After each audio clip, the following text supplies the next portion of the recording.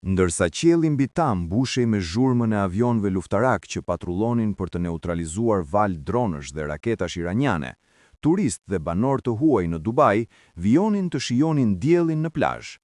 Vetëm rreth 160 kilometra larg, përtej ujrave të Gjirit, ndodhet Bregdeti i Iran, ndërsa konflikti në rajon vazhdon të përshkallëzohet.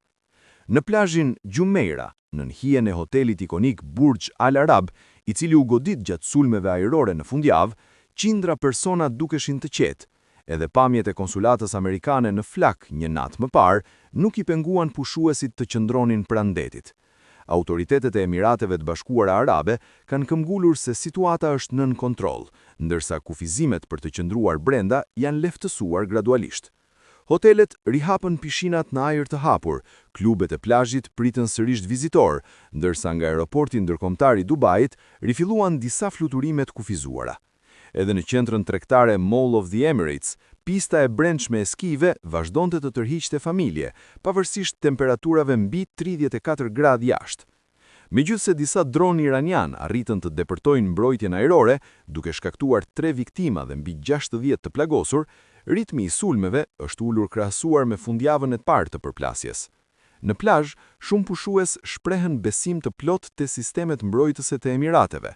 Dune Barker, 34 vjeç, me origjinë nga Afrika e Jugut dhe banor prej 12 vitesh në Dubai, tha se nata e parë ishte e frikshme, por më pas kuptuan se shumica e raketave dhe dronëve po interceptoheshin.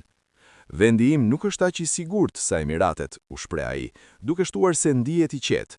Turisti spanjoll Jorge Prieto, 49 vjeç, i cili me familjen e tij duhej të kthehej në Francë, tha se ndihen të sigurt dhe po ndjekin këshillat e autoriteteve vendase.